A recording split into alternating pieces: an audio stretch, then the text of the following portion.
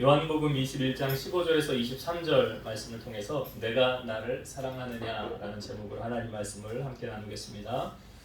기독교의 최고의 덕목은 뭐죠? 사랑이죠. 예, 사랑입니다. 고린도전서 13장을 사랑장이라고 하는데요. 거기는 13장을 다 읽지는 못하고 앞부분에 1절부터 3절과 마지막 절을 제가 읽어볼게요. 내가 사람의 방언과 천사의 말을 할지라도 사랑이 없으면 소리나는 구리와 울리는 꽹과리가 되고, 내가 예언하는 능력이 있어 모든 비밀과 모든 지식을 알고 또 산을 옮길 만한 믿음이 있을지라도 사랑이 없으면 내가 아무것도 아니요, 내가 내게 있는 모든 것으로 구제하고 또 내 몸을 불사르게 내줄지라도 사랑이 없으면 내게 아무 유익이 없느니라. 그러니까 지금 사랑을 가장 강조하는 거죠. 고린도전서 13장 마지막 절, 그런즉 믿음, 소망, 사랑 이 세 가지는 항상 있을 것인데 그 중에 제일은 뭐라요? 사랑이라. 기독교의 최고의 덕목이 사랑이죠.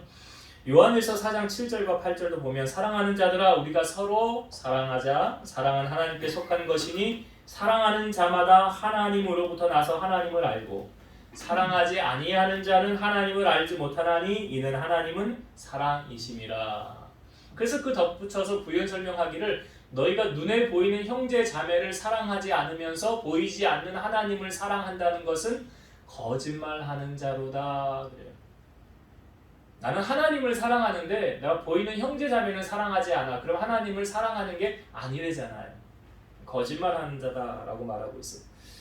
예수님께서 우리에게, 제자들이 물었죠. 우리에게 계명을 주옵소서. 두 가지로 딱 요약을 했죠. 예수님이.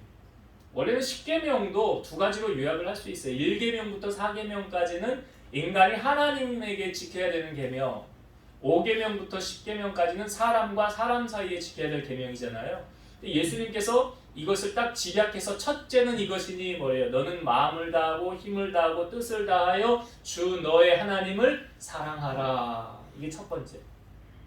두 번째는 둘째도 그와 같으니 내 이웃을 내 몸과 같이 사랑하라. 그러니까 뭘 강조하는 거예요? 첫째는 하나님 사랑, 둘째는 이웃 사랑. 십자가가 의미하는 게 그거지요. 위에서 아래로는 우리와 하나님의 관계, 옆으로는 인간과 인간의 관계. 그 관계를 십자가로 우리에게 보여주고 있는 거예요. 그래서 사랑하는 자는 율법을 다 이루었다라고 성경은 말하죠. 로마서 13장 8절에서 10절, 피차 사랑의 빛 외에는 아무에게든지 아무 빛도 지지 말라. 남을 사랑하는 자는 율법을 다 이루었느니라. 간음하지 말라, 살인하지 말라, 도둑질하지 말라, 탐내지 말라 하는 것과 그 외에 다른 계명이 있을지라도 내 이웃을 내 자신과 같이 사랑하라 하신 그 말씀 가운데 다 들었느니라. 사랑은 이웃에게 악을 행하지 아니하나니 그러므로 사랑은 율법의 완성이니라.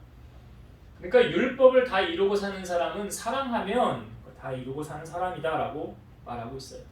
그런 의미에서 우리에게 진정한 사랑이 무엇인지, 그 사랑의 끝판왕 되시는 예수님께서 우리에게 사랑은 이런 거야 라고 보여주는 말씀이 오늘 본문의 마지막 절이 요한복음 21장이에요. 사랑은 이런 거다라고 주님이 정의하고 우리에게 보여주고 계신다는 거죠. 요한복음 21장은 예수님께서 부활하시고 세 번째 제자들에게 나타나신 사건이에요. 그 7명의 제자들이 물고기를 잡으러 가는데 그 선동자가 누구였습니까? 베드로예요. 베드로가 가장 먼저 나 물고기 잡으러 간다 그랬더니 그와 함께 6명의 제자들이 베드로와 함께 물고기를 잡으러 갑니다. 베드로는 그 예수님께서 그 베드로가 어부 생활을 할 때 하루는 한 마리도 물고기를 못 잡았을 때 주님이 오셔서 말씀을 전하시고 깊은 데 그물을 내려라 그랬죠. 근데 베드로가 뭐라고 그래요? 주여, 우리가 밤새도록 그물을 내려 고기를 잡으려 했으나 한 마리도 못 잡았습니다. 그러나 내가 말씀에 의지하여 그물을 내리겠습니다. 그물을 내렸어요. 어떻게 됐습니까? 깊은 곳에 그물을 내리자 물고기가 너무 많이 잡히게 돼서 두 배에 가득 채우게 되었다는 거죠. 그때 베드로가 주님에게 엎드려서 이렇게 말합니다. 주여, 나는 죄인입니다. 나를 떠나소서. 그래요. 그때 예수님이 뭐라고 그래요? 두려워하지 말라. 이제 후로는 네가 사람을 낚는 어부가 되게 하리라. 사람을 취하는 어부가 되리라. 그때 베드로가 결단을 하죠. 거기 있는 배와 물고기와 모든 것들을 다 버려두고 예수님을 따르더라. 그러니까 베드로의 인생에 있어서 이제 나 고기잡이 끝이야. 나 이제 어부 생활 이제 끝이고 나 이제 주님 따라갈 거야. 주님의 제자로서 살 거야 라고 결단하고 주님을 따라가는 것처럼 보였어요. 그런데 오늘 본문에 보니까 이 베드로가 다시 그 물고기 잡는 일을 시작하고 있어요. 예수님께서는 분명히 사람을 낚는 어부가 되라라고 말씀하셨지만 베드로는 다시 물고기 잡는 어부로 돌아가게 되었어요. 베드로는 왜 또다시 어부로 돌아가려고 한 것일까요? 현실이 너무 힘들어서, 먹고 살아야 되니까, 경제 생활을 해야 되니까. 자, 예수님께서 부활하신 다음에 가장 먼저 제자들에게 나타나셨을 때 제자들이 두려워서 문들을 다 닫고 있었어요. 잡혀가면 어떡하지? 우리도 예수님처럼 십자가에 달리면 어떡하지? 두려워서 문을 다 닫고 있었을 때에 부활하신 예수님께서 안식 후 첫날 저녁에 제자들이 그 두려움에 떨고 있는 그 가운데 주님이 오셨지요. 주님이 가운데 서셔서 하신 말씀이 무엇입니까? 너희에게 평강이 있을지어다. 그리고 손과 옆구리를 보이시면서 이렇게 말씀하셨어요. 아버지께서 나를 보내신 것 같이 나도 너희를 보내노라 하시고 그 다음 하셨던 말씀이 뭐냐면 성령을 받으라 였습니다. 그러니까 베드로와 제자들이 물고기 잡으러 가는 것은 그 물고기 잡음의 끝이 언제가 끝났냐면 그들이 성령을 받은 후에 끝났어요. 그러니까 사도행전 1장에 예수님이 하늘로 승천하는 장면이 나오죠. 그때 예수님이 승천하시기 전에 제자들에게 유언처럼 하셨던 말씀이 이거예요. 예루살렘을 떠나지 말고 내게서 들은 바 아버지의 약속하신 것을 기다리라.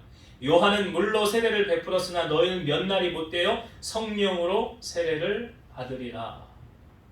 그리고 오직 성령이 너희에게 임하시며 너희가 권능을 받고 예루살렘과 온 유대와 사마리아 땅끝까지 이르러 내 증인이 되리라. 그러니까 증인된 삶은 성령 받아야 증인된 삶을 살아갈 수 있다는 거예요. 그러니까 마가의 다락방에서 예수님이 승천하셨죠. 그리고 그 말씀하시고 승천하신 후에 마가의 다락방에서 120명이 모여서 마음을 같이하여 오로지 기도에 힘씁니다. 그리고 10일 뒤에 오순절날 급하고 강한 바람 같은 소리가 임함으로 그곳에 성령이 임하게 되었죠. 그래서 머리에 불덩어리 하나씩 있는 것처럼 보였고 그들이 각 나라 말을 그러니까 방언을 말하는 거예요. 방언을 말하면서 성령의 충만함을 받고 성령의 임함을 경험하게 됩니다. 그러니까 성령 받아야 사명대로 살 수 있고 성령 받아야 하나님의 뜻을 분별할 수 있다는 거예요. 고린도전서 2장 10절 오직 하나님의 성령으로 이것을 우리에게 보이셨으니 성령은 모든 것 곧 하나님의 깊은 것까지도 통달하시느니라. 그러니까 우리가 하나님 뜻 알고 싶기를 원한다면 성령의 충만을 힘쓰셔야 돼요. 고린도전서 2장 13절 우리가 이것을 말하거니와 사람의 지혜가 가르친 말로 아니하고 오직 성령께서 가르치신 것으로 하니 영적인 일은 영적인 것으로 분별하느니라. 그러니까 하나님의 뜻이 무엇인가 정말 알기를 원한다면 우리가 성령 충만 받아야 된다는 거죠. 그래서 성령 충만 받기 위해서 힘써야 되는 게 무엇입니까? 사도행전은 우리에게 어떻게 하면 성령 받는지 다 가르쳐줬잖아요. 베드로가 설교했을 때 사람들의 마음에 찔렸죠. 우리가 어찌할꼬 할 때 베드로가 말한 게 무엇입니까? 너희가 회개하여 각각 예수 그리스도 이름으로 세례를 받고 죄사함을 받으라. 그리하면 성령을 선물로 받으리. 성령이 임한대잖아요. 어떻게? 회개하고 예수님이 세례를 받고 죄사함을 받고 기도하면 성령 받는다. 그 다음에 또 베드로가 고넬료의 집에 가서 말씀을 전할 때 어떻게 됐습니까? 거기 말씀을 듣는 모든 자들에게 성령이 임하였더라. 그러니까 성령이 임하는 것은 기도할 때 그리고 말씀 들을 때 성령이 임한다는 거예요. 제자들이 성령 받지 못한 결과로 말미암아 그들은 물고기를 잡으러 가는 것이고 성령 받은 후에 예수님의 증인으로서 사람 낚는 어부로서 그들은 살아가게 된 것을 성경은 우리에게 보여주고 있습니다. 그러니까 성령 충만 받는 것이 이렇게 중요한 것이죠. 성경은 힘으로 되지 않고 능으로 되지 않는 것이 오직 나의 영으로 여호와의 영으로 성령으로 된다라는 것을 성경은 우리에게 보여주고 있어요. 그래서 우리가 다른 것은 다 놓치고 산다 할지라도 성령 충만 힘쓰셔서 주님의 증인으로 살아가는 여러분 되시기 바랍니다. 자, 예수님께서 지금 제자들이 물고기 잡으러 갔을 때 한 마리도 못 잡았었어요. 마치 처음 베드로가 부름을 받았을 때 똑같은 상황 아닙니까? 그런데 그때 예수님께서 배 오른편에 던져라. 근데 제자들은 그때 예수님인지 몰랐다고 그랬죠. 눈이 가려져 있었어요. 그리고 마음이 어두워졌기 때문에 주님인지 몰랐어요. 근데 배 오른편에 던지는 순간 많은 물고기를 잡게 되었죠. 몇 마리입니까? 153마리라고 성경은 우리에게 보여주고 있어요. 그러니까 많은 물고기를 잡았는데, 자, 배고픔에 또 힘듦에 허덕임에 지쳐있는 제자들을 향하여 주님이 무엇을 하고 계십니까? 성경에 보니까 숯불을 피우고 거기에 생선을 굽고 떡을 굽고 계시더라. 이게 지금 뭐하는 모습입니까? 예수님께서 제자들을 먹이려고 아침상을 준비하고 계시더라는 거예요. 7명의 제자들이 이제 올라와서 예수님인 줄 다 알았잖아요.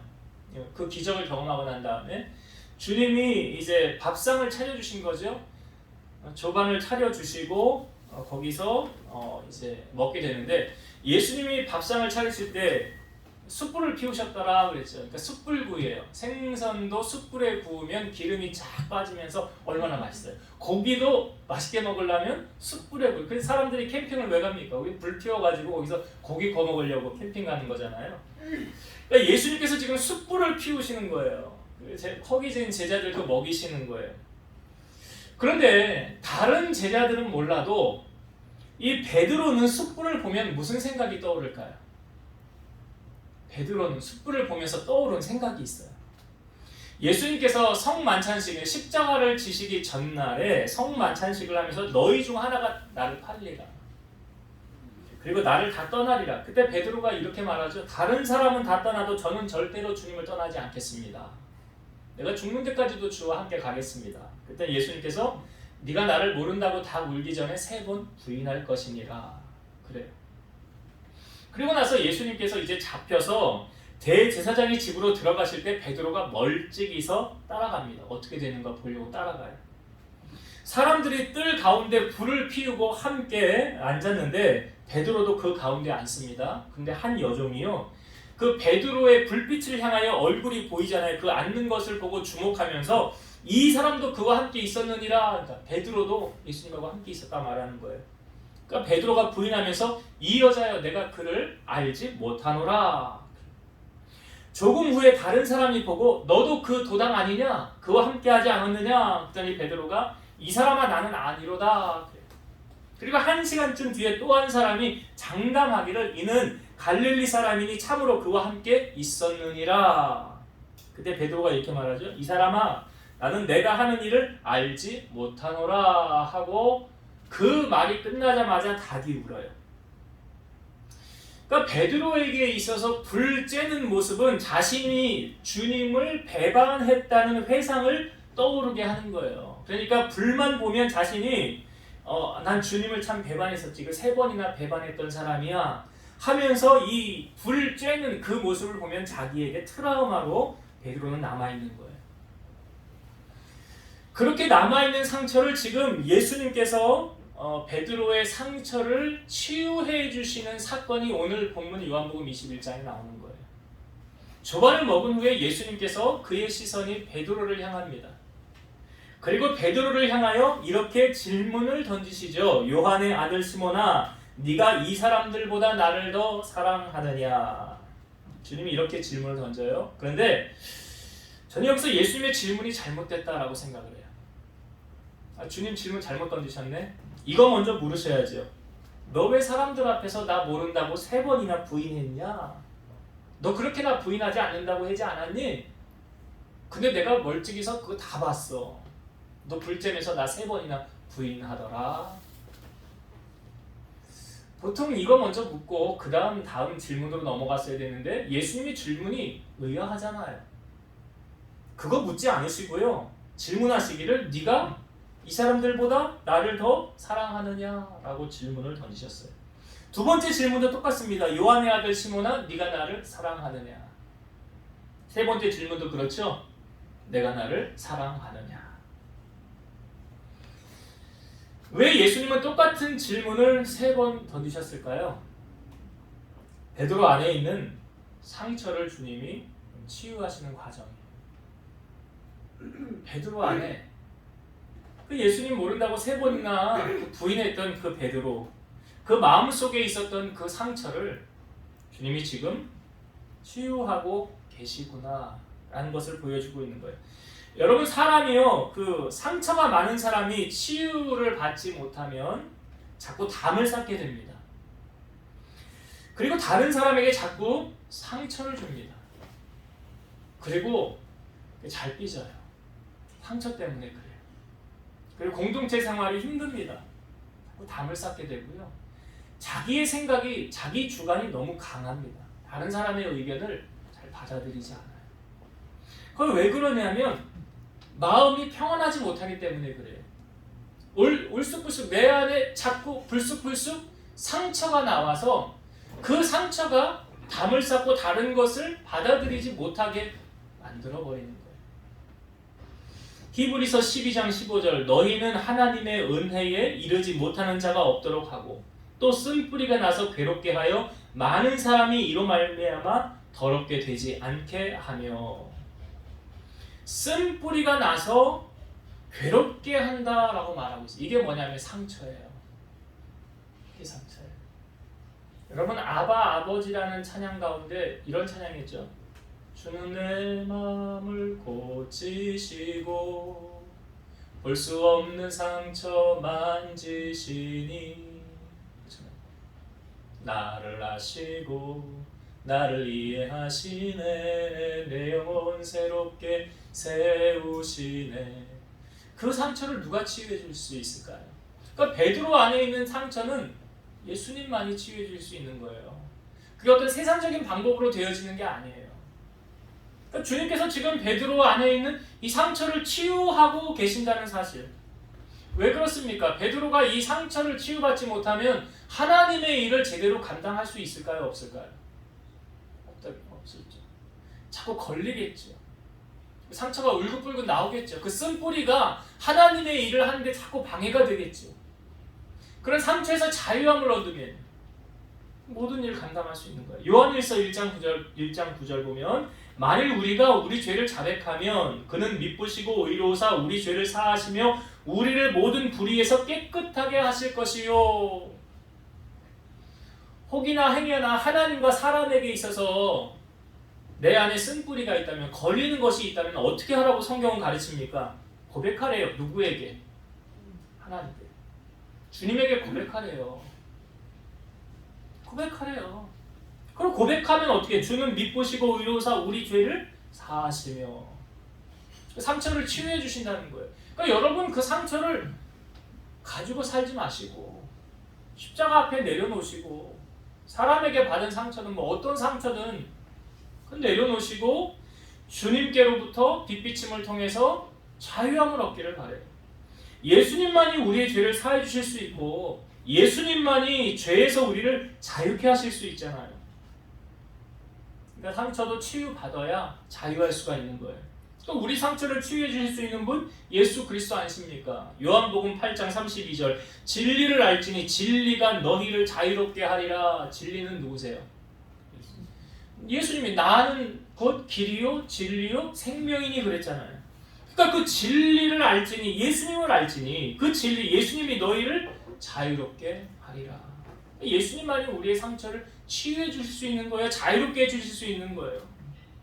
그러니까 베드로를 얼컴했던 이 상처를 예수님께서 지금 치유하시고 새롭게 해주시는 모습, 이게 주님의 사랑의 모습이에요. 주님의 사랑으로 지금 그 마음을 어루만지시고 치유해주고 계시더라. 그리고 베드로의 이제 생애의 마지막, 그러니까 베드로의 사명의 마지막이 이렇게 될 것이라는 것을 주님은 베드로의 장래의 모습을 미리 보신 거죠. 18절의 말씀을 한번 보겠습니다. 18절.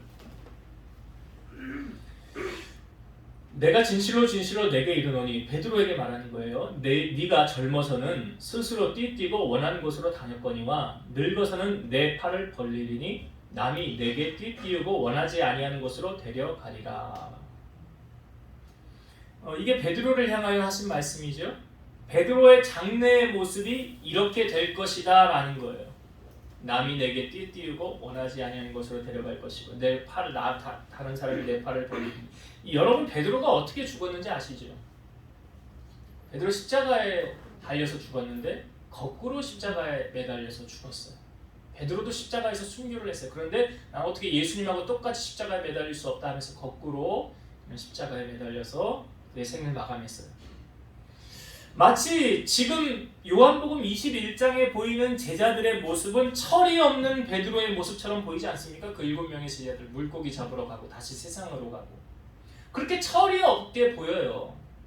근데 나중에 순교하는 베드로의 모습을 주님은 먼저 보셨던 거죠. 그러니까 그 사람의 장래의 일을 우리는 아무도 몰라요. 주님은 아시지만 그 사람이 어떻게 나중에 될지 아무도 모르는 거예요. 전도서 9장 1절 이 모든 것을 내가 마음에 두고 이 모든 것을 살펴본즉 의인들이나 지혜자들이나 그들의 행위나 모두 다 하나님의 손안에 있으니 사랑을 받을는지 미움을 받을는지 사람이 알지 못하는 것은 모두 그들의 미래의 일들이니라. 그 사람이 지금 모습이 초라하고 행색이 뭐 아주 비참해도 그 사람이 나중에 아주 높은 자리에 거하면서 사람들을 부리고 이렇게 될지 아니면 지금 아주 잘 나가고 있는데 아주 부유하고 잘 살고 있는데 나중에 쫄딱 망해서 거지가 될지 우리 그 사람의 장래를 아무도 모른다는 거예요.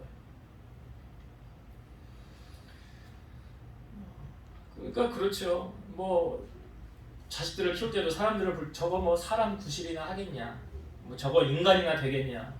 우리가 그렇게 볼 수 있는 그런 사람도 그 사람이 하나님을 만나면 하나님이 그의 인생을 이끌어가면 그 어떻게 될지 우리 아무도 모른다는 거죠. 철없던 베드로와 6명의 제자들 뿐만 아니라 120명의 그 마가의 다락방에 모인 사람들 그들이 성령 받고 새로운 사명의 확신을 갖고 그들의 새로운 인생이 시작되어지지 않습니까? 그러니까 지금 현재의 모습만 보는 것이 아니라 장래에 어떻게 될 것인가 그 장래를 볼 수 있는 안목이 우리에게 좀 있었으면 좋겠죠. 예수님께서 베드로를 지금 상처를 치유하시고 새롭게 하는 이 장면의 모습, 너는 지금 현재의 모습이 중요한 게 아니라 장래. 그러니까 정말 사도행전에 보면 이 성령 받고 나서 이 성전에 기도하러 올라갈 때 정말 어떤 일이 벌어졌습니까? 한 번도 못 걸었던 사람이 베드로와 요한이 가면서 우리를 보라 할 때 보니까 뭘 주려나고 봤잖아요. 근데 베드로가 그때 뭐라고 그래요? 은과 금은 내게 없거니와 내게 있는 이것을 너에게 주노니 나사렛 예수 그리스도 이름으로 일어나 걸어라. 없어 능력 행하는 자로. 베드로가 뭐 공부를 많이 한 사람도 아니잖아요. 그런데 그가 한 번 복음을 전하였을 때 3,000명이 회개하고 돌아오는 사건. 어떻게 이런 일이 가능했을까? 그리고 여러분 베드로 전후서를 보면 이 사람이 뭐 공부를 많이 한 사람이 아니잖아요. 그런데 이 어부였던 이 사람이 어떻게 이런 지식으로 이런 글을 우리에게 남길 수 있을까? 이게 인간의 생각과 방법이 아닌 하나님의 은혜가 임하니까 하나님이 그를 그렇게 쓰시더라는 거죠. 그러니까 현재의 모습뿐만이 아니라 장래의 모습을 우리가 바라보면서 그렇게 주님께서 그런 모습으로 그런 시각을 가지고 참고 인내하시고 기다려주셨구나. 그런 모습을 오늘 우리도 좀 소유해야 되지 않을까 생각이 들고요. 한 가지 더 은혜를 나누고 마칠게요. 자, 베드로에게 이렇게 말씀하시고 베드로가 사실은 그 좀 질투가 좀 있었던 사람인 것 같아요. 수제자이기도 했지만 다른 사람, 그러니까 특별히 라이벌이라고 생각하는 베드로에게 있어서 라이벌이라고 생각하는 사람인데 그게 누구냐면 요한이었던 것 같아요. 오늘 베드로에게 이렇게 말씀하시고 베드로가 그러면 주님에게 질문을 해요. 주님 그러면 저 사람은 어떻게 되겠습니까? 라고 묻는데 그 저 사람이 누구냐? 요한이에요. 자, 오늘 성경을 한번 봅시다. 21절, 22절 말씀을 한번 볼게요. 21절과 22절. 이에 베드로가 그를 보고 예수께 여짜오되 주님 이 사람은 어떻게 되겠사옵나이까? 이제 이 사람이 누구냐면 요한이에요. 요한을 말하는 겁니다. 예수께서 이르시되 내가 올 때까지 그를 머물게 하고자 할지라도 내게 무슨 상관이냐? 너는 나를 따르라 하시더라. 지금 베드로가 나의 장래의 모습은 이렇게 될 것 같은데 그러면 저 사람 정말 뭐 베드로가 보기에 주님이 많이 사랑하는 것 같은 사람, 그러니까 주님 품 옆에서 이렇게 묻고 이게 20절에 나오잖아요. 주님의 품에 의지하던 주님을 파는 자가 누굽니까? 하고 질문하였던 그 요한. 그 사람은 어떻게 되겠습니까? 여러분 이 베드로의 질문이요. 정말 요한이 어떻게 될까 궁금해서 질문한 것 같습니까? 비교의식에서 질문한 것 같습니까? 궁금해서 아니에요. 비교하는 거예요. 자기하고 요한하고 지금 비교하면서 질문을 던지는 거예요. 그럼 주님, 저 사람은 이걸 왜 우리가 이걸 어떻게 할 수 있냐면 예수님께서 지금 베드로의 마음을, 이 질문의 의도를 아실까요? 모르실까요? 아시죠? 만약에 베드로가 순수한 마음으로 너 정말 궁금해서 질문했구나, 그러면 요한은 장래에 저 반모섬이라는 곳에 유배될 것이고 거기서 요한계시록을 쓰게 될 거야. 그리고 나서 나중에 다시 와서 이제 그의 생애를 마감하게 될 거야. 이렇게 주님이 말씀해 주셔야 옳잖아요. 근데 그렇게 말씀 안 하셨죠. 베드로에게 뭐라고 말씀하십니까? 그게 너하고 무슨 상관이냐? 그게 너하고 무슨 상관이야? 너희 나를 따르라. 그러니까 이 주님의 말씀 속에서 우리가 뭘 볼 수 있습니까? 이 성화되지 못한 이 베드로의 모습, 비교하고 있는 베드로의 모습. 예수님 사역하실 때 12명의 제자들이 늘 따라다녔죠. 근데 한 번 이런 사건이 있었죠. 야고보와 요한의 어머니가 와서 예수님에게 이렇게 요청합니다. 예수님의 좌우편에 제 아들을 앉혀주세요. 야고보와 요한을 주님 좌우편에 앉혀주세요. 그랬더니 예수님이 좌우편에 앉는 것은 내가 하는 것이 아니에요. 하나님이 하시는 거예요. 내 뜻대로 할 수 있는 게 아니래. 그러면서 내가 하는 것을 너희가 할 수 있겠느냐? 할 수 있대. 그게 뭐냐면 주님이 십자가 지시는 걸 말씀하시는 건데 뭐 알지도 못하고 하겠다는 거예요. 그런데 그 모습을 지켜본 제자들의 반응이 어떠했습니까? 성경에 보니까 제자들이 분히 여기거늘. 거기 왜 너네가 그 자리에 앉으려고 그래? 내가 앉아야지. 서로 자기가 그 높은 자리, 주님 옆에 앉겠다는 거 아닙니까? 그러니까 샘도 많고 시기도 많았던 제자들의 모습 지금 보여주고 있는 거잖아요. 그런데 이 사건이 있기 전에 예수님께서 한 가지 비유의 말씀을 해주십니다. 천국은 포도원과 같다는 거예요. 근데 그 비유의 내용이 뭐냐면 그 주인이 아침 일찍 나가서 하루 한 데나리온 주겠다고 사람들하고 약속을 하고 품꾼들을 데리고 옵니다. 아침 일찍 포도원에 들여보내요. 그리고 나가서 주인이 제3시에 또 나가요. 제3시 우리나라 시간으로 오전 9시죠. 오전 9시에 나갔는데 놀고 있는 사람이 있어서 우리 포도원에 들어와서 일하라 하고 들여보내요. 그리고 제6시에 또 나가요. 정오 12시에. 또 놀고 있는 사람이 있어서 또 들여보내요. 그리고 제9시에도 나갑니다. 제9시는 오후 3시죠. 놀고 있는 사람 또 들여보내요. 그리고 제11시면 오후 5시예요. 그때도 놀고 있는 사람이 있어서 나가서 그 사람들 데리고 포도원에 들여보내요. 근데 나가서 놀고 있는 사람들에게 이렇게 질문을 합니다. 너희는 어찌 종일토록 여기 놀고 서 있느냐? 이렇게 질문하니까 그 사람들이 말하기를 우리를 품꾼으로 쓰는 이가 없습니다. 그래서 우리 그냥 여기 있는 겁니다. 그래? 그러면 내 포도원에 들어와서 일하라. 그래서 데려다가 일 시키는 거예요. 그래서 해가 이제 저물었어요. 포도원 주인이 청지기에게 품꾼들을 불러서 나중 온 사람들부터 시작해서 이제 온 싹을 주라, 임금을 주어라 그랬대요. 근데 제일 나중 온 사람이 몇 시에 온 사람입니까? 11시, 오후 5시잖아요. 이 사람은 1시간 일했어요.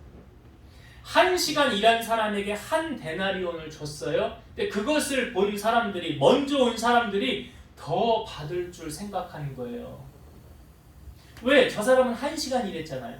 가장 아침 일찍부터 온 사람은 많은 시간 일했잖아요. 그러니까 저 사람 1시간 일했는데 한 데나리온 줬네? 그럼 우리는 더 많이 일했으니까 더 많이 주겠지 라고 생각했는데 한 데나리온을 줬어요. 그러니까 한 데나리온을 받은 다음에 이 사람들이 집 주인을 원망하면서 이렇게 말하는 거예요. 나중은 이 사람은 1시간밖에 일하지 않았거늘 어떻게 우리를 종일 수고하며 더위를 견뎌서 우리는 일했는데 저들과 똑같이 대우할 수가 있습니까? 감사했어요? 불평했어요? 불평했어요. 만약에 이렇게 한번 생각해 봤어요? 먼저 온 사람들이 나중 온 사람이 얼마 받았는지 못하게 한 데나리온, 그러니까 한 사람씩 불러서 한 데나리온 주고 또 한 사람씩 불러서 한 데나리온을 줬다고 한다면 불평을 했을까? 감사를 했을까? 나 놀고 있었는데 일도 없었는데 저 사람이 나 불러다가 일 시켜주고 임금도 줬어, 돈도 줬어. 너무 감사해 하면서 가지 않았을까? 그런데 그러면 왜 먼저 온 사람들의 이 불평은 어디에서 나온 걸까요? 비교의식이잖아요. 저 사람은 1시간밖에 일 안 했는데 한 데나리온 주고, 나는 많이 일했는데 한 데나리온을 줬네. 근데 사실 주인이 처음에 약속한 거하고 똑같이 지킨 거 아닙니까? 주인이 약속을 어긴 게 아니잖아요. 한 데나리온 줄게, 들어와서 일해. 감사합니다. 나 일이 없었는데 이렇게 일도 시켜주고 돈도 주니 너무 감사합니다 해야 되는데, 비교의식 속에서 그 감사를 상실하게 되었다는 거예요. 지금 예수님께서 이 베드로의 마음속에 요한을 지금 라이벌로 보고 있는 거 아닙니까? 비교의식하며 보고 있는 거 아닙니까? 오늘 본문에서도요, 요한을, 사실 요한복음의 저자는 요한이잖아요. 근데 요한을 자기 자신을요, 어떻게 표현하고 있습니까? 예수님께서 사랑하시는 그 제자, 이렇게 표현하고 있잖아요. 가끔 신앙생활을 하면서 여러분 이런 마음이 들지도 모르겠어요. 사람 때문에 섭섭함. 이게 비교의식에서 오는 거거든요.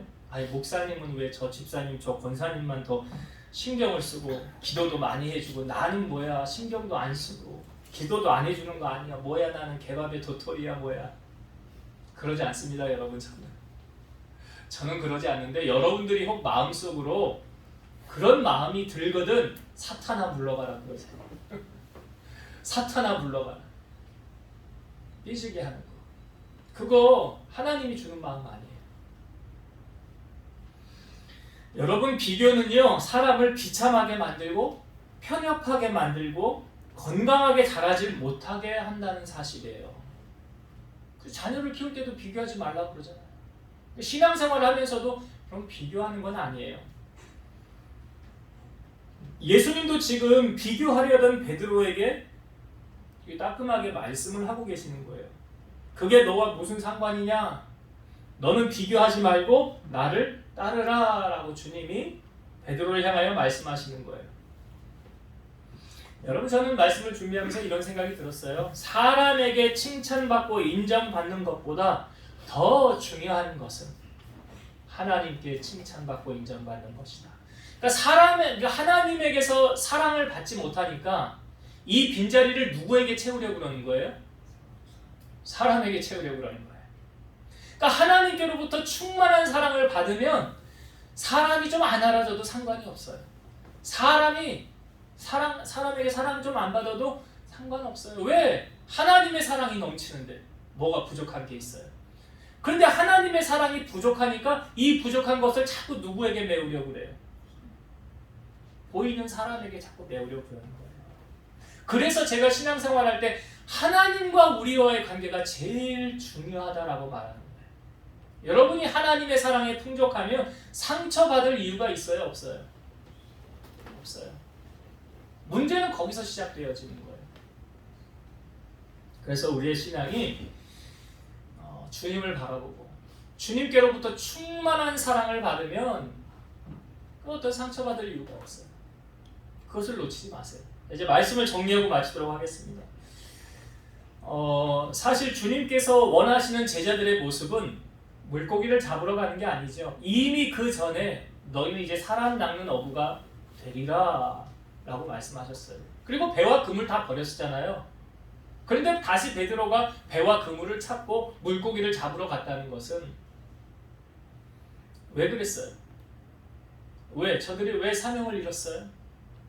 성령 충만하지 못했기 때문이라는 사실. 성령 충만해야, 성령은 깊은 것, 하나님의 깊은 것, 하나님의 뜻을 우리가 알 수 있다. 그래서 성령 충만에 여러분 힘쓰셔야 된다. 그래야 사명을 재확인할 수 있고 하나님 뜻을 알 수 있는 거예요. 성령 충만에 여러분 힘쓰시길 바라고, 자, 예수님께서 조반을 차려주시고 그 숯불구이를 해주시면서 베드로는 그 숯불을 보면서 트라우마가 있었을 거라고 그랬죠. 왜요? 그 숯불을 쬐면서 예수님을 모른다고 3번이나 부인했기 때문에. 숯불을 보면 무슨 생각이 들어요? 나 주님 배반했었지. 또 3번이나. 그런 상처에 매여 있던 베드로를 주님께서 지금 베드로에게 질문에 던지셨잖아요. 너는 나를 사랑하느냐. 3번 질문을 던지시면서 뭐 하시는 거예요? 이 지금 베드로의 상처를 치유해 주시는 거예요. 그러니까 여러분들 안에 어떤 쓴뿌리가 남아있으면 그것 때문에 나를 얽어맨다는 사실, 자유하지 못해요. 울쑥불쑥 튀어나와요. 쓴뿌리를 주님 앞에 내려놓으시고 자유함을 얻길 바래요. 상처에서 자유하시고 주님이 주시는 참 진리를 누리는 여러분 되시길 바래요. 자, 그리고 현재의 모습이 중요한 건 아니에요. 물론 현재 다져지는 모습이, 내가 준비된 모습이 장래에 나타나지만 지금 철이 없는 이 제자들의 모습 속에서 주님은 무엇을 보십니까? 장래의 모습 보셨잖아요. 물고기 잡으러 다니는 이 베드로, 이 한심한 제자들의 모습 속에서 장래 제자들의 변화된 모습을 주님은 보셨다는 거 아니에요. 지금 현재 우리의 눈에 보이는 것으로 사람을 판단하고 정죄하지 마시고 장래 어떻게 될지 아무도 모르는 거 아닙니까? 아니 여기에서 정말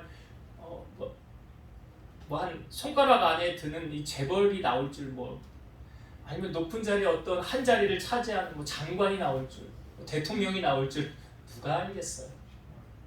아무도 모르는 일 아니에요? 그렇기 때문에 지금의 모습으로 사람을 판단하지 마.